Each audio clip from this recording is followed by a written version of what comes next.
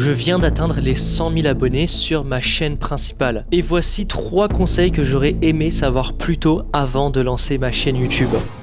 Bon, si t'as cliqué sur cette vidéo, c'est que tu aimerais bien lancer ta chaîne YouTube, ou bien peut-être que tu as déjà une chaîne YouTube et tu aimerais bien la faire grossir. Parce qu'on va pas se mentir et on va pas faire l'hypocrite non plus, quand on ouvre une chaîne YouTube, c'est pas juste pour faire des vidéos pour le kiff, mais c'est pour faire des vidéos pour faire des vues. Et la dure réalité à laquelle je me suis heurté quand j'ai lancé ma chaîne principale il y a 1 an et demi, c'est que ça faisait pas de vues. Donc j'ai essayé de comprendre pourquoi ça faisait pas de vues. Je pense que j'ai fait et je suis passé par toutes les erreurs possibles. Donc avant même de commencer, n'hésite pas à t'abonner et à lâcher un petit like pour ne pas rater les prochaines vidéos. Erreur numéro 1, la compréhension de l'algorithme. À chaque fois qu'une de mes vidéos ne marchait pas, je me disais, bon, l'algorithme est complètement pourri, l'algorithme ne marche pas, l'algorithme ne me met pas en avant, l'algorithme shadowban.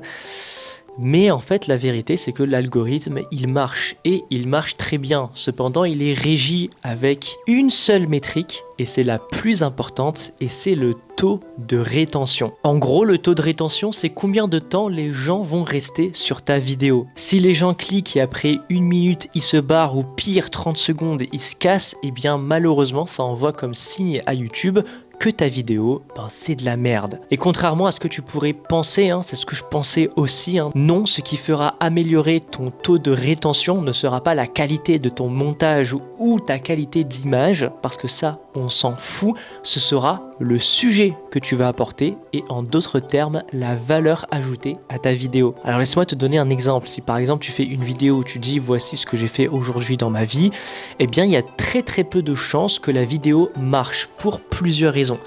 Déjà, la raison numéro 1, c'est que tu es personne. Excuse-moi de te dire ça, ça va peut-être te blesser ou que sais-je, mais en fait, les gens s'en foutent de ta life. Tu es absolument personne.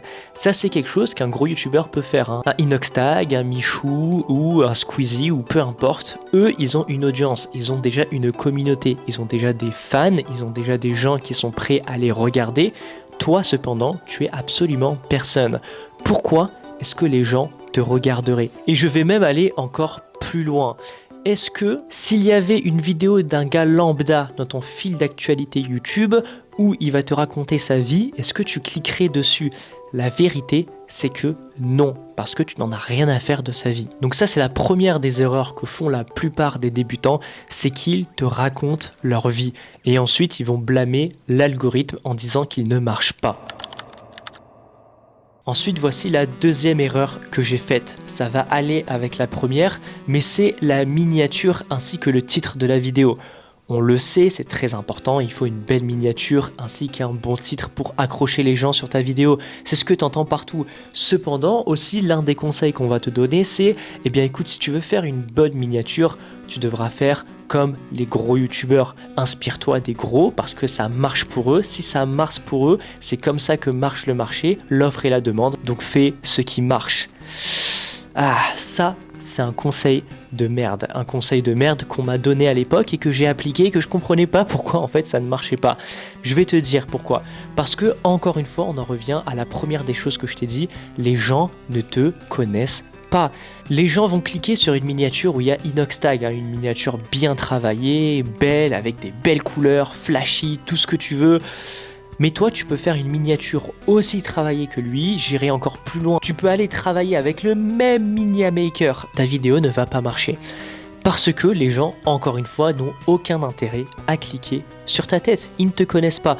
Donc en fait, ce qu'il faut faire quand tu es un petit youtubeur, et quand je dis petit youtubeur, je ne parle pas d'un youtubeur à 1000, 2000, 10 000 abonnés. Même moi, à mon stade qui est plus de 100 000 abonnés, je me considère encore comme petit youtubeur. Ma tête ne fait pas encore cliquer. Et parce que mon but, ce sera d'attirer justement une audience qui ne te connaît pas. Une fois que tu as une audience qui te connaît et qui sont habitués à tes vidéos, à ce moment-là, là, ils vont cliquer sur ta tête parce qu'ils sauront qui tu es. Mais tu ne peux pas brûler les étapes. Bon, et maintenant le troisième conseil que j'aurais bien aimé connaître plus tôt, et j'aurais bien aimé qu'on me le dise, c'est que tes premières vidéos vont toutes flop. Et c'est normal que tes premières vidéos vont flop. Tu sais, j'ai publié pendant, allez, 3, 4, 5 mois, si je dis pas de bêtises, et pendant ces 3, 4, 5 mois, je faisais entre 100 et 200 vues. Je parle même pas de vidéos longues, je parle de shorts. Et ça ne marchait pas. Ça ne marchait pas, ça ne marchait pas, ça ne marchait pas. Et le truc c'est quoi? C'est que tu as deux écoles. Tu as ceux qui te disent publie, publie, publie jusqu'à ce que ça marche. Et ce conseil, laisse-moi te dire que c'est de la merde. Parce que la deuxième école, celle dont je suis beaucoup plus partisan, c'est que si tu publies et que ça ne marche pas et que tu as publié 10 vidéos similaires qui ne marchent absolument pas, c'est peut-être qu'il y a des questions à se poser. Peut-être que ton format ne marche pas, peut-être que tu n'apportes pas de valeur, peut-être que c'est ton exécution, comment est-ce que tu mets les choses en place, comment est-ce que tu montes, comme ta qualité de son qui est peut-être pourrie, mais il y a un problème. Et c'est là l'erreur que beaucoup de font, soit ils ne publient pas assez, et ça c'est les pires parce qu'ils vont publier une fois par mois, voire même une fois par trimestre, et là bah c'est mort parce que tu ne vas jamais t'améliorer et surtout tu vas toujours avoir de l'attente avant de publier une vidéo. Tu vas te dire la vidéo elle va péter, la vidéo elle va exploser, c'est bon, je vais avoir mon million d'abonnés avec cette vidéo, ça sera la vidéo qui va me faire décoller, alors que t'as pas d'expérience. Tu peux pas être dans un monde imaginaire, un monde fictif de bisounours où tu as publié ta vidéo, t'as aucune expérience, tu vas rivaliser avec le mec qui publie tous les jours depuis 365 jours. Ça marche pas comme ça. Donc en fait, tu vas acquérir de l'expérience, de l'XP à chacune de tes vidéos. Et chacune de tes vidéos n'est pas du temps perdu, parce que ça aussi c'est quelque chose que je pensais. Je me disais, oh là là, je suis en train de perdre du temps de fou, regarde, j'ai mis 20 heures, 30 heures, 40 heures à faire cette vidéo, et au final elle n'a pas marché. Mais non, en fait, pendant ces 20 heures, 30 heures, 40 heures, tu as pris de l'XP, tu as monté en compétences. Et ça, c'est ce qui va te faire améliorer, c'est ce qui fera qu'à la 10e, voire même à la 20e vidéo, eh bien, elle va fonctionner. Mais si elle ne fonctionne toute pas, remets-toi en question. Tu peux pas garder le même schéma de vidéo, le même modèle de vidéo, parce que de ce que j'ai appris en 1 an et demi sur YouTube, c'est que quand le format il ne marche pas, il y a un souci. Il y a un problème dans le format, parce qu'à chaque fois que j'ai juste changé le format ou j'ai fait une micro-amélioration, boum, le format a explosé.